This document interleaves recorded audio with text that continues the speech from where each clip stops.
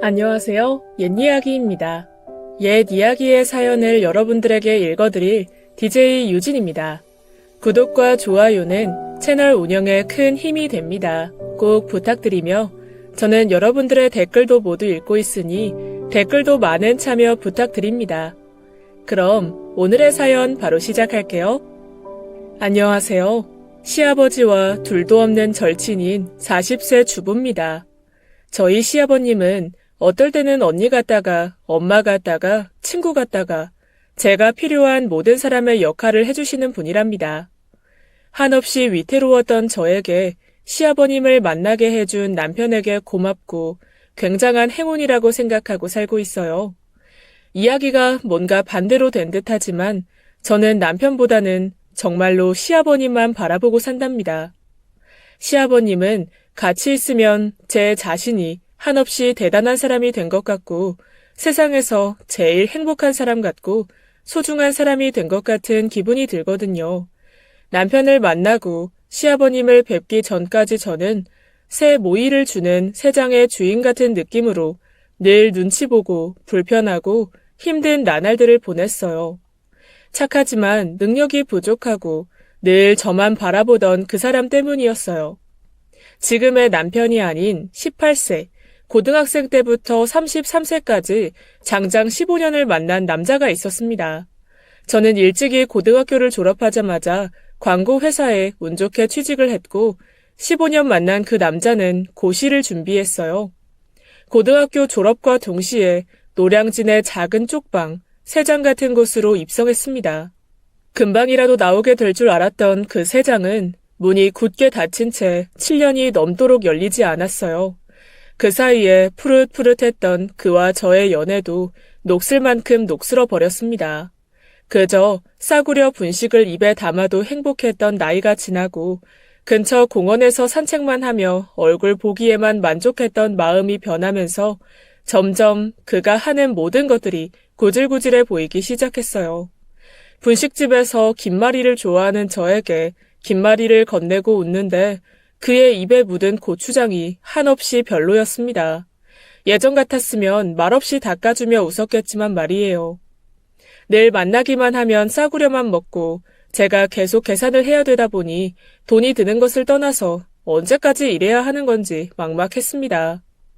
나중에는 그 사람을 만나는 날이면 그저 돈 쓰는 날처럼 되어버렸고 그 또한 늘 제 지갑만을 보았고 말이에요. 얼마 들지 않는 저렴한 연애였지만 점점 그 모습들이 지겹고 꼭 끝이 없는 사다리를 올라가는 기분이었어요. 가난하고 능력 없던 그는 그래도 저에게 늘 따뜻하고 자상했습니다. 그게 다 능력이 없어서 자상하기라도 하나보다 라는 편협한 생각까지 들었어요. 만날 때마다 슬슬 툴툴대는 제게 늘 미안하다, 조금만 기다려달라라는 말을 입버릇처럼 했죠. 그러던 어느 날 회사에서 거래처 담당자와의 미팅이 있었습니다. 원래 저와 함께 동행해야 하는 대리님이 갑자기 복통이 심해지시는 바람에 아무것도 모르는 저 혼자 그 미팅에 가게 됐어요. 미팅 장소는 그 회사로 가는 거였는데 갑자기 거래처 담당자가 식사 대접을 하겠다며 고급 일식집으로 장소를 바꿨습니다. 그 고급 일식집은 고시 남자친구와 몇 번씩 자주 오가는 길에 위치해 있었어요. 그래서 지나다닐 때마다 고급 정장을 입고 그곳으로 들어가는 커플들을 보면서 난 저럴 수 있을까 하고는 부러운 눈으로 바라보곤 했었습니다. 그래서 잘 알고 있는 식당이었어요. 일식집에 들어서고 한참을 기다려도 거래처 담당자가 오지 않았어요.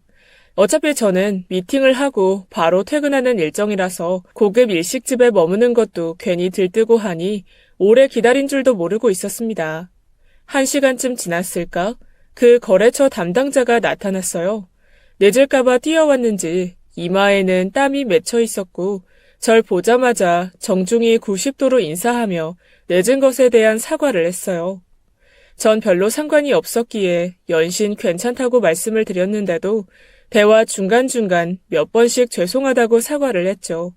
거래처 담당자는 와이너리를 운영하는 사람이었고 저희 회사에 광고를 의뢰할 사장님이셨어요. 광고 시안을 보여드리고 천천히 대화를 이어갔습니다. 그런데 저도 모르게 그 사장님의 외면을 계속 보게 됐습니다. 고시 남자친구와 만날 때와는 사뭇 다른 어른 남자의 느낌이었어요. 비싸 보이는 시계와 깨끗한 가기선 셔츠, 고급 가죽 지갑, 그 옆에 자동차 키. 평소에 절대 볼 수 없는 모습이었고 음식이 나오는데 도대체 어떻게 먹어야 하는지 모르겠는 거예요. 그런데 그 사장님은 당황하지도 않고 제가 민망하지 않도록 먹는 방법을 일일이 설명해 주면서 저 모르게 제가 많이 먹는 생선 부위들을 주인에게 추가로 더 주문해 주기도 했습니다. 그리고 대화 중간중간 풍겨오는 향수 냄새가 너무나 좋았어요. 담배 냄새와 조금 섞인 냄새이긴 했지만 정말 성공한 남자의 냄새 같았습니다. 미팅이 정리가 되고 바로 집으로 가려는데 갑자기 그 사장님께서 가는 길이니 집에 데려다 주겠다고 하셨어요. 그래서 집 말고 남자친구 얼굴이나 볼 겸 노량진역 쪽에 내려달라고 했죠. 제가 차는 잘 모르지만 굉장히 고급스러워 보였고 차 앞머리 쪽에 표범 같은 게 달려 있었어요. 차 안에는 가죽 냄새와 사장님에게 풍겼던 향수 냄새와는 또 다른 향기가 났습니다. 원래 좋은 차는 소리도 잘 안 나는지 너무 조용해서 가는 동안 어색할 정도였죠. 마지막까지 젠틀한 그 사장님은 저를 내려주고도 자신도 같이 내려 꾸벅 인사를 했습니다. 뭔가 그 사장님을 만난 하루가 꼭 꿈을 꾼 듯한 느낌이 들었어요. 저와는 많이 다른 세상의 사람을 만나서 그런 건지 몰라도 말이죠. 전 괜히 자랑하고 싶은 마음이 들었는지 고시 남자친구에게 컵라면을 잔뜩 사서 주고는 생각 없이 마구 떠들어댔습니다. 오늘 거기 갔다? 그 비싸 보이는 일식집 있잖아. 거기서 코스 요리도 먹고 진짜 장난 아니더라. 그리고 오늘 미팅한 사장님 무슨 향수 쓰는지 너무 궁금했어. 또 차를 태워주셨는데 차가 진짜 조용하더라. 의자도 너무 편했어. 무슨 꼭 공주님 된 것 같더라. 제 생각 없는 말에 자존심이 상해서 뭐라고 할 줄 알았는데 전혀 뜬금없는 말들만 늘어놓더라고요. 그래? 좋았겠네. 나도 거기 회 먹어보고 싶었는데 좀 싸우지. 그 차 나 알아. 제규어라고. 옛날에 아는 형이 태워준 적 있는데 좋더라고. 비싼 회 먹고 와서 나한테 미안해서 이렇게 편의점 음식 잔뜩 싸온 거야? 아싸, 횡재했네. 너무 한심한 답변이라 저는 더 말을 잇지 않았고 고시 남자친구는 그저 컵라면을 우걱우걱 먹어댔습니다. 남자친구의 꼬질꼬질한 운동복 차림과 정리되지 않은 머리, 고시원에 덜렁 걸려있는 전자시계, 지퍼 하나만 달랑 달린 찍찍이 지갑. 저도 모르게 하나하나 그 사장님과 비교를 하고 있었어요. 이런 생각들을 했다는 것 자체가 미안했던지 저는 쉬는 날 작정을 하고 고시 남자친구를 데리고 나갔습니다. 제 월급을 탈탈 털어서 중저가의 양복을 사주고 향수도 사주고 지갑에 할부까지 걸어서 시계까지 사줬습니다. 제가 5년 전에 사준 운동화를 아직까지 신고 있어서 너덜너덜 하길래 그것도 구두로 바꿔주려는 찰나에 남자친구가 제 손목을 잡았어요. 그리고는 큰 소리로 말했습니다. 나 정장 입을 일 없어. 아직 합격도 안 했고, 아니, 못했고. 이 시계며 향수, 지갑 이런 거 하고 나 어디 가? 나 고시원 가. 가서 컵밥 먹고 컵라면 먹고 짱 박혀 있어. 그런데 이것들이 다 무슨 소용이야. 사람 비참하게 만드는 것도 정도 끝에 나도 네 말에 상처받고 슬프고 울어. 이런 거칠 애가 좋으면 그 사람 만나. 나 맞춰줄 자신 없으니까. 너 취업하고 일하면서 나도 네 눈치 많이 받고 이제 지치고 질린다. 생각 없이 그저 속 좋은 사람인 줄 알았는데 그간 제가 말한 뼈 있는 모든 지적들이 그에게는 상처가 된 것 같았고 그는 계속 제게 연락하지 않았습니다. 저 또한 이렇게 계속 연락하지 않고 지내면 자연스럽게 이별이 되겠구나 느꼈죠. 15년의 연애는 길었지만 역시 이별은 빠르고 짧았습니다. 슬프지도 않았고 별 생각이 안 들었어요. 신입이라 일하기에도 정신이 없었고 그가 저에게 큰 자리를 차지하지 않는구나 라고 덤덤했습니다. 그러던 어느 날 이전에 거래처 미팅을 했던 와이너리 사장님이 시안을 한 번 더 보고 싶다고 저희 회사 대표님께 요청을 하여 다시 미팅을 하게 됐어요. 그것도 저랑만 말이죠. 내가 무슨 실수를 한 건가 잔뜩 쫄아붙어서는 미팅 자리로 나갔습니다. 그런데 대뜸 절 보자마자 사적인 마음 때문에 사장님께 개인적인 부탁을 한 거라며 바로 솔직하게 얘기했어요. 그때 미팅 후에 이상하게 제가 계속 떠올랐다고 말입니다. 어리둥절했지만 두 번째 만남 만에 그의 고백은 흔들리고 있던 저에게는 크게 다가왔어요. 그렇게 제대로 이별도 하지 않은 채로 비겁하게 새로운 사람을 만났습니다.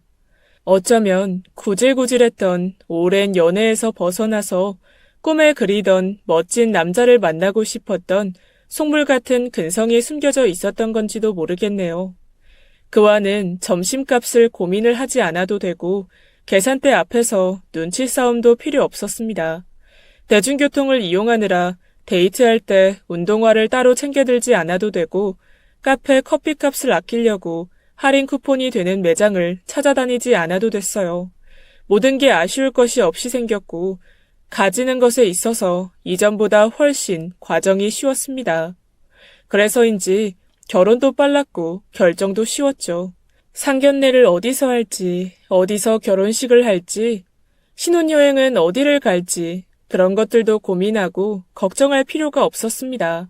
이미 계획하에 모두 짠 그 거래처 사장님, 지금의 남편이 올인원으로 한 번에 다 해놨거든요.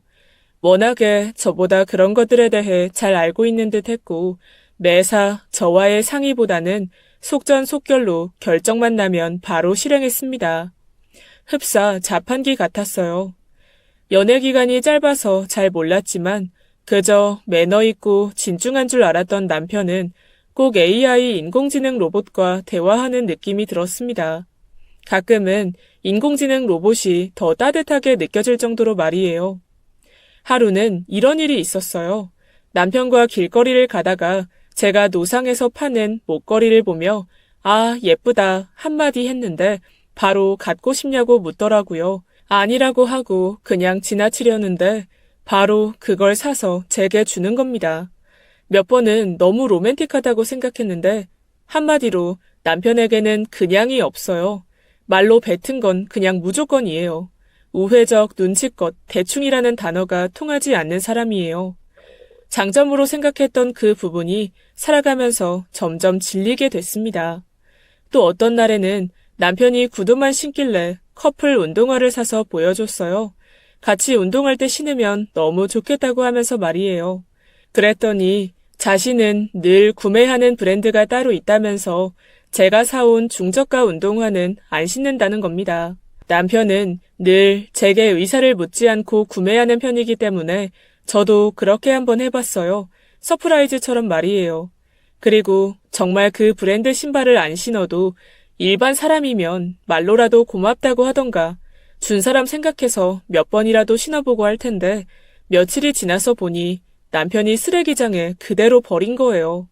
경비 아저씨께서 멀쩡한 신발을 누가 버렸다면서 신어보고 계시더라고요. 예전 고시 남자친구는 제가 선물한 싸구려 운동화가 너덜너덜해져서 물이 들어올 때까지 신었었는데 말이에요. 남편의 차갑고 얄짤없는 성품은 그것뿐만이 아니에요. 거의 식사를 사 먹길래 도시락을 싸서 회사에 방문한 적이 있어요. 직원들도 많았고 그래서 보낸 눈들도 많았는데 제게 이 시간에 왜 왔냐며 정색을 하더니 제가 쑥스러운 듯 도시락을 건네니까 이미 직원들과 식사 예약이 되어 있고 제가 싸온 도시락은 안 먹겠다는 거예요. 그래서 너무 민망해서 늦게라도 출출할 때 먹으라고 책상에 올려두고 나왔습니다. 서운한 마음을 안고 집으로 돌아가려는데 남편의 여직원이 제가 둔 도시락을 들고 뛰어나오더니 대표님이 돌려드리라고 했다며 주는 거예요. 회사 안에 음식 냄새가 배면 안 된다고 말입니다. 전 너무 황당해서 눈물이 찔끔 났어요. 그리고 예전 고시 남자친구가 생각났습니다. 제가 도시락이라도 싸주면 정말 개눈 감추듯 먹고는 제게 엄청나게 고마워하며 제 손을 어루만져 주던 사람이었어요. 해줄 게 없으니 절 업어주고 뛰어다니곤 했습니다. 저에게 많은 걸 지원해주고 말투는 딱딱해도 안정감을 주는 남편은 그렇게 한 번씩 저를 과거로 보내게 만드는 사람이었어요. 남편과의 만남을 후회하게끔 말이죠. 하지만 저에게는 남편의 그런 서운함을 싹 씻어줄 탈출구가 있었어요. 바로 제 시아버님이시죠. 남편이 어떻게 시아버님에게서 나왔을까? 진짜 자식이 맞을까? 싶게 시아버님과 남편은 아주 달라요. 달라도 너무 다릅니다. 시아버님은 인간 설탕이세요. 스위트, 달달하시거든요. 비교하자면 남편은 빙초산, 식초, 죽염 같고요. 제가 남편에게 버림받은 도시락을 집으로 다시 들고 오자 시아버님께서 그걸 접시에 다 옮겨 담으시더니 막 유명한 사진가라도 되신 양 사진으로 막 남기시고 제게 보여주시는 거예요. 저에게 푸드 스타일리스트 해도 되겠다며 장금이가 우리 집으로 왔냐면서요. 동네 사람들, 여기 좀 보소. 우리 며느리가 손이 아주 금손이네. 말장난을 마구 하시며 서운한 제 마음을 달래주셨어요. 시아버님이 한껏 세팅해 놓으신 남편에게서 버림받은 도시락을 같이 먹으면서 서운함을 토로했습니다. 시아버님은 남편이 원래 모질다며 입도 짧으신데 저 때문에 그걸 꾸역꾸역 다 드셨어요. 저 보란 듯이 말이에요. 그래서 그날은 시아버님 덕에 마음이 많이 풀렸습니다. 시아버님이 원래 하시던 와이너리를 남편이 그대로 물려받아 운영 중이기 때문에 일선에서 완전히 물러나셔서 저와 보내는 시간이 많으셨어요. 결혼 초에 친정에서 시아버님 모시고 사는 것에 대해 힘들겠다고 걱정하셨는데 웬걸요? 우리 시아버님은 저한테는 어떤 한 단어로 표현하기 어려운데 수호천사 같은 분이세요. 막 시집오고 어려울 줄 알았는데 첫날부터 시아버님은 늘 봐온 사람 같았어요. 권위를 내세우고 남편처럼 단호하고 정확하실 줄 알았는데 되려 제가 기억하는 시아버님의 첫 모습은 개그맨 같으셨습니다. 일부러 저 웃기시려고 개그 프로의 말장난을 따라하시고요. 그러다 보니 저도 모르게 남편 욕도 시아버님께 자주 하게 되고 저보다 더 남편을 욕해주기도 하셨습니다. 집에 오래 계셔서 적적하실 것 같았는데 워낙 경영을 오래 하셔서인지 책도 많이 읽으시고 운동도 꾸준히 하시고 개그 프로를 보시거나 요즘 유행어를 저에게 알려주시곤 하셨어요. 제가 모르는 유행어라도 나오면 저를 무시하듯 놀리시면서 말이에요. 반대로 남편은 일이 더 바빠지고 회사가 커지면서 집에서 만나기도 힘들 지경이었습니다. 전 그래서 남편이 보고 싶어서 회사로 찾아가 같이 밥을 먹자고 했어요. 미리 말이죠. 또 혹시나 거절당할까봐 일주일 전에 데이트 예약을 했습니다.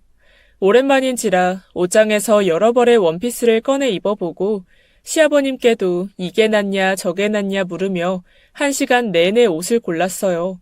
잔뜩 빼입고 남편에게 갔는데 남편은 절 보자마자 미간이 살짝 찌푸려지는 겁니다. 그러더니 제 원피스를 가리키며 너무 싸구려를 입고 다니지 말라는 거예요. 회사에 다른 직원들 눈도 있고 그래도 대표의 아내인데 너무 가벼워 보이는 의상이라고요. 사실 예전에 길거리에서 산 원피스인 건 맞아요. 저렴한 원피스인 것도 맞고요.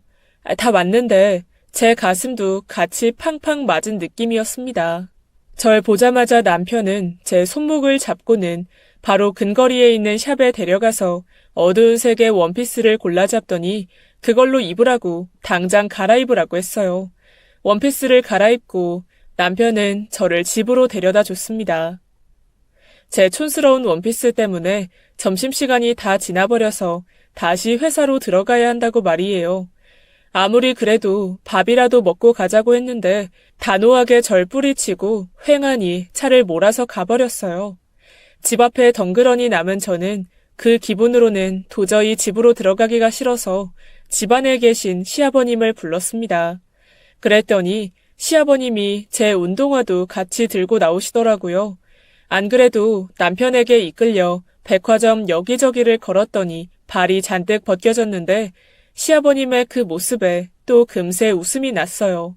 어딜 가고 싶은지 물으셔서 저도 모르게 노량진이라고 답했고 시아버님과 지하철을 타고 4년 만에 갔습니다. 비린내 나고 구질구질한 늘 다니던 그곳을 말이에요. 도착하니 여전했어요. 목표만을 보고 달리는 사람들, 바빠 보이는 길거리, 모든 게 저렴한 상가들까지 그 속에 저만 변해 있더라고요. 억지로 마음에도 없는 비싼 원피스를 입고 있는 제가 말이죠. 오랜만에 시아버님과 컵밥도 먹고 500원, 1000원 하는 군것질거리를 사기도 하면서 한참을 돌아다녔어요. 시아버님께서도 연세가 있으시니 그쯤 하고 차를 불렀습니다. 추억의 장소를 뒤로 하고는 차에 타서 이동하는데 횡단보도 앞에 차가 멈춰섰고 고시생일지 학생일지 상인일지 모를 많은 사람들이 횡단보도를 건너는데 한눈에 그가 보였습니다. 15년을 만나고 한순간에 버린 그가 어떤 여자와 한박 웃음을 지으면서 길을 건너고 있었어요. 저도 모르게 제 눈이 그를 따랐고 마지막 헤어질 때까지도 버리지 않았던 제가 사준 운동화는 그새 바뀌어져 있었습니다. 여전히 운동복 차림에 허름한 인상이었고 아직도 고시 합격은 안 됐는지 그곳에 있었고요. 모든 게 제자리인데 정말 저만 달라져 있었어요. 원래 절 보며 따스하게 웃어주던 그 얼굴도 그대로 다른 사람을 보며 웃어주고 있었습니다. 그것도 이전보다 훨씬 더 편한 웃음으로 말이에요. 저도 모르게 막 눈물을 쏟아냈고 차 안에서 큰 소리로 울었어요. 무슨 상황인지 모르는 시아버님께서는 너무 당황하시며 저를 토닥여 주시다가 제가 울먹이며 예전에 만나던 사람을 봤는데 이상하게 눈물이 안 멈춘다며 더듬더듬 시아버님께 말했습니다. 놀라시던 시아버님께서는 제게 한마디를 건네셨어요. 그건 그냥, 그때 시절의 아가가 그리운 거지. 그 남자가 아쉬워서는 아닐 거다.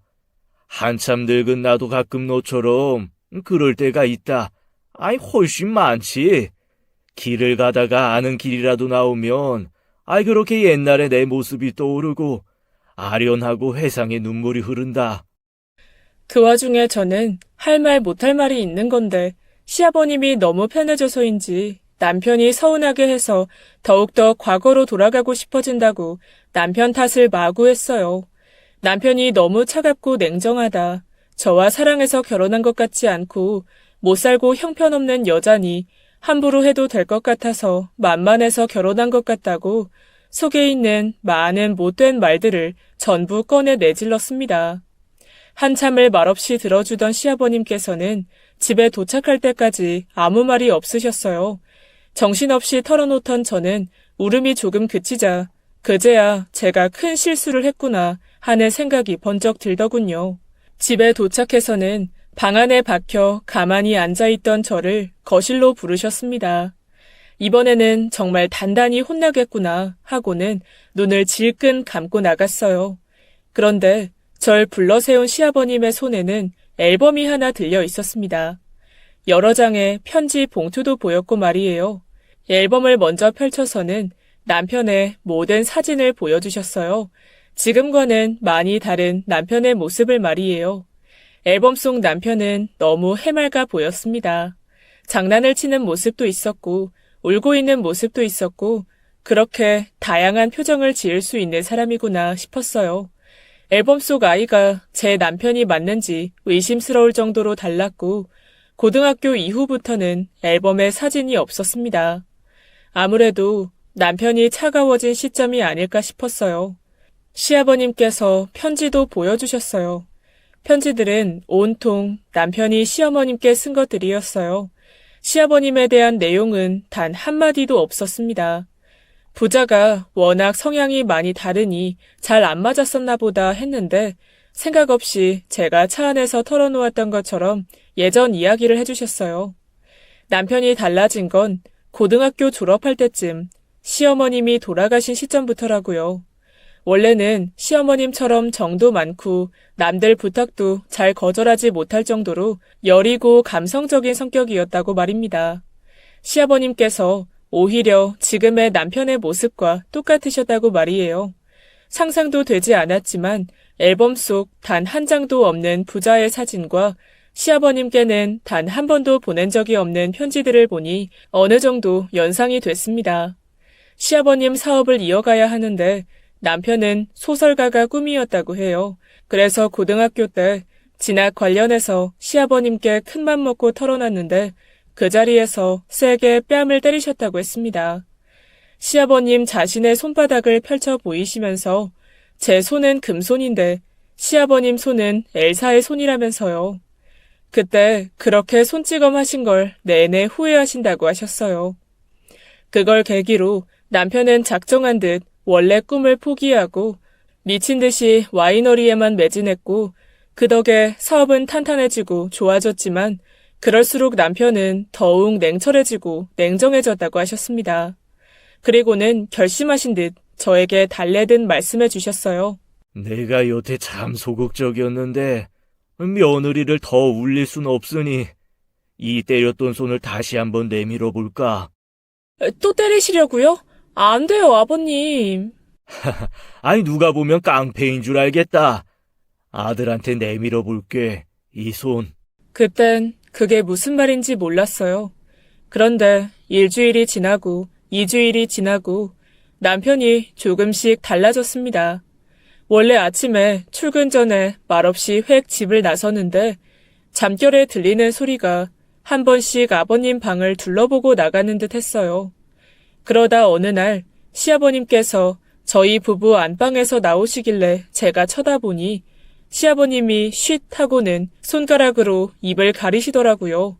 뭐지 하고 방안을 보는데 남편이 방금 벗어둔 재킷에 삐죽 튀어나온 종이가 보였어요.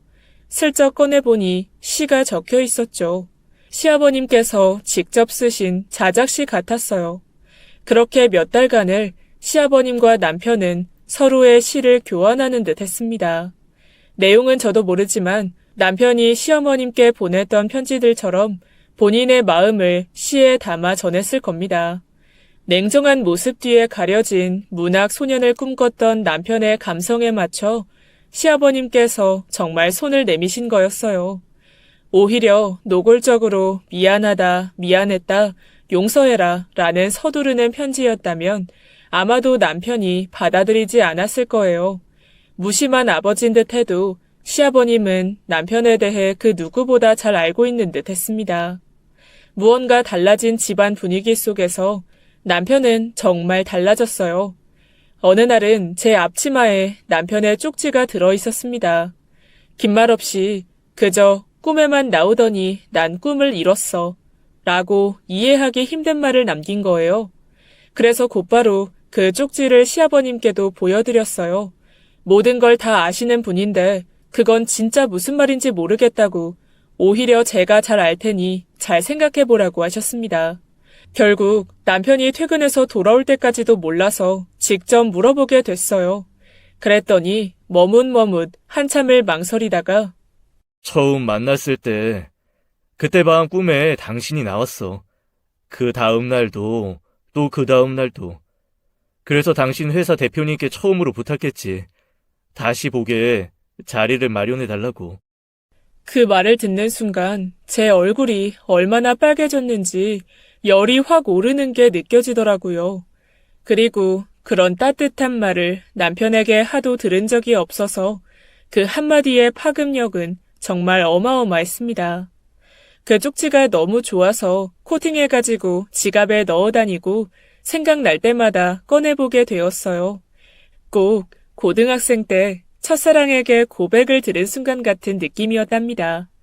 그렇게 남편은 조금씩 애를 쓰는 느낌이었고 그래도 아직은 시아버님과 대화를 하는 모습은 보이지 않지만 시간은 조금 걸려도 다 좋아질 것 같았어요. 하지만 시아버님의 시간은 많지 않았어요. 한 번씩 체력이 많이 떨어지셔서 연세 때문이신 줄 알았는데 같이 들른 병원에서 간세포암이 진행 중이니 빠른 이식이 필요하다는 절망적인 소식을 접했어요. 놀란 저는 바로 남편에게 이 소식을 알렸고 단 한 번도 일을 쉬지 않았던 남편은 처음으로 모든 걸 제쳐두고 검사를 받았습니다. 그리도 다른 부자가 천운이었는지 남편의 간을 시아버님이 받을 수 있었어요. 남편은 주저없이 원래 성격대로 빠른 수술을 원했고 한 주간 병원에서 입원해서 여러 검사들을 거쳤습니다. 남편과 시아버님께서 나란히 병원복을 입고 병원 베드에 누워있는데 그제야 정신이 든 저는 너무 심란했어요. 간 이식이라는 게 누구한테 쉽게 뗐다 붙였다 하는 것도 아니고 이식받는 사람도 주는 사람도 많이 힘들다고 말이에요. 저에겐 두 분 다 너무 소중한 가족이기에 저 혼자서만 둘을 바라보기가 너무 힘들었습니다. 무서웠어요. 그 와중에 그런 저를 의식하셨는지 시아버님께서는 더욱더 저를 위해 노력하셨습니다. 병원복을 뒤집어 입고는 장난을 치기도 하시고 제가 진지한 표정을 지으면 못난이 인형 닮았다면서 놀리셨어요. 제가 걱정할 틈을 안 주시려는 듯이 말이에요. 그렇게 온 가족이 병원에 박혀 지내다가 수술 전날 전 남편과 시아버님 사이에 작은 매트를 깔고 누웠습니다. 오전 일찍부터 수술을 시작해서 최선의 방법이었어요.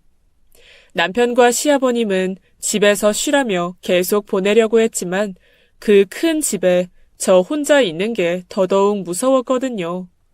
누워서 잠이 막 들락말락 하는데 시아버님과 남편의 대화가 들려왔어요. 안 무서우냐? 그래도 간 이식해주고 나면 많이 힘들다 하더라. 자식이라고 해서 꼭 당연하게 이식해줄 필요는 없어. 뭐 대단한 부모라고. 걱정 마세요. 저 간이 배 밖으로 나온 놈이라 상관없어요. 미안해하시는 시아버님께 남편이 위로하듯 농담을 건네는데 남편 말에 너무 웃겨서 저도 모르게 빵 터져서는 풋 하고 웃음이 새나갔어요. 그랬더니 제 웃음소리에 남편과 시아버님께서 병실 안이 떠나가라 엄청 크게 웃으셨습니다. 병실 안에 다른 환자분들한테 혼나고 수술 전날 쫓겨날 뻔했지 뭐예요. 시끄럽다고 말이죠. 해가 뜨고 남편과 시아버님은 걱정하는 절 뒤로 하고 수술실로 들어섰습니다. 남편 쪽 수술이 먼저 끝났고 시아버님의 수술이 생각보다 정말 오래 걸렸습니다. 정말 그때는 그대로 시아버님을 보내드리는 줄 알고 미치는 줄 알았어요. 지금 생각해도 떨리는 순간이었죠. 당연히 남편이 먼저 깨어났고 깨자마자 시아버님을 찾았어요. 하지만 시아버님은 정말 오랜 시간 깨지 않으셨습니다. 수술 중간에 위험한 순간이 몇 차례 있었어서 너무 걱정이 됐어요. 남편도 신경 쓰는 듯 했지만 원래 모습대로 조용히 기다리기만 했습니다. 그러다 하루가 더 지체됐어요. 전 깨어나서 저와 다시 데이트하기로 한 시아버님의 말을 믿고 있었기 때문에 그쯤엔 흔들리지 않았어요. 꼭 깨어나실 것 같았습니다. 하지만 오히려 남편이 많이 힘들어 보였어요. 밥도 먹지 않고 쉴 새 없이 꼬박 시아버님 곁을 지켰습니다. 과일이라도 조금 챙겨서 남편에게 다가가는데 남편이 울고 있었어요. 우는 모습에 놀라기도 했지만 처음 보는 모습이기에 더욱 놀랐죠. 울다가 저를 발견하고는 제 품에 안겨서 더 크게 울었습니다. 시아버님까지 안 깨어나시면 자신은 정말 혼자라고 말이에요. 시어머님 돌아가실 때도 크게 충격받았던 사람인지라 얼마나 걱정하고 있을지 느껴졌습니다. 그렇게나 강단 있고 단호한 사람이 제 어깨 한쪽에 눈을 묻고 벌벌 떨었으니까요. 여보, 너무 걱정하지 마. 아버님이 나랑 약속한 게 많아서 꼭 일어나실 거야. 어?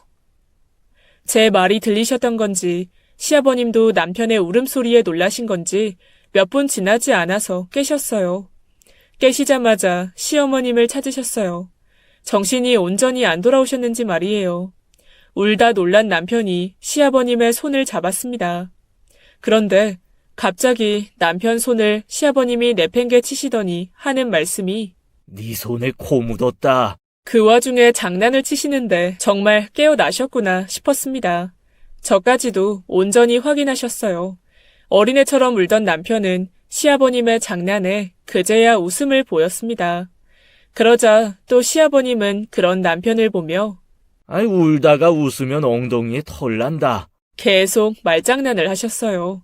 시아버님께서도 깨어나시고 두 부자는 2주 정도 더 입원을 하고 퇴원했습니다.